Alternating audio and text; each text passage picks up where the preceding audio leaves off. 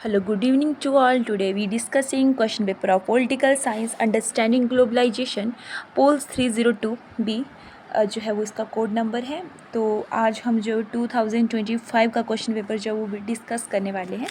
तो चलते हैं इसकी ओर। सेक्शन ए में इन्होंने पूछा था, ये बोलते हैं पहले तो part A is compulsory for all the students. ठीक है, तो कंपल्सरी पार्ट है ये। इसमें फर्स्ट जो पूछा गया था ध्वनि प्रदूषण क्या है। तो ध्वनि प्रदूषण बेसिक सी चीज़ इसमें पूछी गई थी कि ध्वनि प्रदूषण क्या होता है। ध्वनि साउंड्स है ना, ऐसी आवाज़ें जैसे मैं एग्जांपल देती हूँ, टेलीविज़न हो गया, मोबाइल फ़ोन्स हो गया, म्यूज़िक हो गया, ठीक है, लाउड स्पीकर्स हो गया। जैसे जागरण होता है तो उनमें लाउड स्पीकर्स लगते हैं, जो ऐसी आवाज़ें हैं जो जीव जंतुओं को नुकसान पहुंचाती है, साथ में ह्यूमन बींग्स को भी नुकसान पहुंचाती है। ठीक है, ये जो है उनके लिए हार्मफुल होती है, दोनों के लिए, जीव जंतु और मनुष्य के लिए। सेकेंड पूछता है व्हाट इज़ गैट। तो गैट क्या है? General agreement trade and trip, this is full form of a GATT. आगे गैट जो है ये अंतर्राष्ट्रीय व्यापार को बढ़ावा देता है। आगे क्वेश्चन ये पूछता है कि आरंभ में यूएनओ के कितने सदस्य राष्ट्र थे। तो शुरू में 51 सदस्य राष्ट्र इनके थे, but in the present 193 are members of the UNO. ठीक है, अब अभी जो वर्तमान की बात करें तो इसके कितने सदस्य राष्ट्र हैं? 193। ठीक। अगला क्वेश्चन फोर्थ है कि पूर्व सोवियत संघ यूएसएसआर का पतन कब हुआ। तो 1991 में इसका पतन हुआ था, शीत युद्ध की समाप्ति के बाद। ठीक है, तो हम निर्धनता का दुष्चक्र क्या है? निर्धनता पोवर्टी, जहाँ पे जो है वो लोगों की सैलरियाँ, हम बोलेंगे जहाँ पे लोगों की आय जो है वो कम होती है। ठीक है, जहाँ पे जनसंख्या अधिक होती है, लोगों की जो बेरोज़गारी जहाँ पे जो है वो होती है, इसलिए इसको जो है वो निर्धनता कहा जा सकता है। ठीक है, आगे पार्ट बी में ये पूछते हैं कि attempt any 4 question in 72-75 words. तो गरीबी के 4 कारण इसमें बताने हैं, जैसे जनसंख्या में वृद्धि हो गई, ठीक है, निरक्षरता हो गई, और बेरोज़गारी हो गई, आतंकवाद हो गया, प्रवासन हो गया। ठीक है, इस प्रकार हम लिख सकते हैं। आगे हम जल प्रदूषण को कैसे नियंत्रित कर सकते हैं। ठीक है, ये है भूमंडलीकरण के 3 कारण हैं, वैश्वीकरण और भूमंडलीकरण। तो इसमें हमने जो 3 कारण बताए, जैसे संचार एवं सूचना क्रांति is the first point, and second point पे शीत युद्ध का अंत लिख देंगे। थर्ड पे हम जो है वो इसमें पूर्व सोवियत संघ का पतन लिखेंगे। नेक्स्ट जो क्वेश्चन है वो है संयुक्त राष्ट्र संघ की सुरक्षा परिषद के कार्यों का वर्णन। ठीक है, इस प्रकार जो क्वेश्चन पेपर आया था, तो आप यहाँ पे स्क्रीनशॉट भी इसका ले सकते हैं ना, क्योंकि ये जो क्वेश्चन पेपर होता है ये बहुत ही जो है वो बेनिफिशियल होते हैं। जब हम एग्ज़ाम्स की तैयारी करते हैं तो हमें जो है वो प्रीवियस क्वेश्चन पेपर निकालने चाहिए, इससे हमें हेल्प मिल जाती है कि पिछले जो ईयर था, प्रीवियस ईयर था, तो उसमें क्या क्वेश्चन जो थे वो आए थे।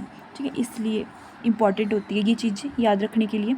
तो सेक्शन 2 में जो है वो ये पूछा गया था, attempt any 1 question in about 500 words. ठीक, हमें बात का याद रखनी होती है कि जब भी हमें क्वेश्चन पेपर दिया जाता है पेपर करने के लिए, एग्ज़ाम्स में जब हम बैठते हैं तो हमें 5 और 6 मिनट के अंदर जो है पढ़ना होता है, फिर उसके बाद हमने फटाफट लग जाना होता है, क्योंकि क्वेश्चन पेपर कई बार बहुत लंबा होता है तो हम कई बार अटैम्प्ट भी नहीं कर पाते हैं, इसलिए हमें जल्दी जल्दी जो करना होता है, और साथ में राइटिंग का विशेष ध्यान रखना होता है। आगे क्वेश्चन इन्होंने पूछा भूमंडलीकरण क्या है और इसके स्वरूप की व्याख्या कीजिए, अथवा में आया था भूमंडलीकरण के विभिन्न पक्षों की व्याख्या कीजिए। जब भी किसी चीज़ की विभिन्न पक्षों की व्याख्या आती है तो हमें सबसे पहले उसमें इंट्रोडक्शन डालनी होती है। इंट्रोडक्शन के बाद उसमें जैसे राजनीतिक आ गया, सामाजिक आ गया, आर्थिक पक्ष जो है वो लिखना होता है। इस प्रकार लास्ट में आप कंक्लूज़न लिख दें तो बहुत अच्छी बात होती है, इससे आपको अच्छे गुड मार्क्स जो है वो मिलते हैं।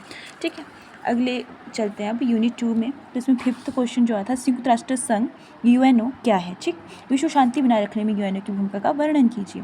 ये तो हम पता है कि यूनाइटेड नेशन ऑर्गेनाइजेशन जो था, कब इसकी स्थापना हुई थी? 1945 में इसकी स्थापना जो थी वो हुई थी। तो इसका मुख्य मकसद था विश्व शांति बनाए रखने के लिए। अब ये बोल रहा है कि कैसे इन्होंने जब विश्व शांति बनाई है, इसकी भूमिका का वर्णन कीजिए। तो इसमें वर्णन करना था। नेक्स्ट इसमें आया था विश्व व्यापार संगठन पर एक निबंध लिखे, WTO। ठीक है, WTO। ठीक है, और नेक्स्ट है यूनिट 3, इसमें वैश्विक पर्यावरण मुद्दों की चर्चा कीजिए, जैसे संसाधनों की कमी होगी, जैव विविधता हो गया, इस प्रकार के इश्यूज इसमें आ जाएंगे। 8th क्वेश्चन आया था अंतर्राष्ट्रीय प्रवासन की चुनौतियाँ, ठीक है, पर इसमें निबंध लिखना था। आगे यूनिट 4 है इसमें असमानता क्या है, असमानता दूर करने के उपाय।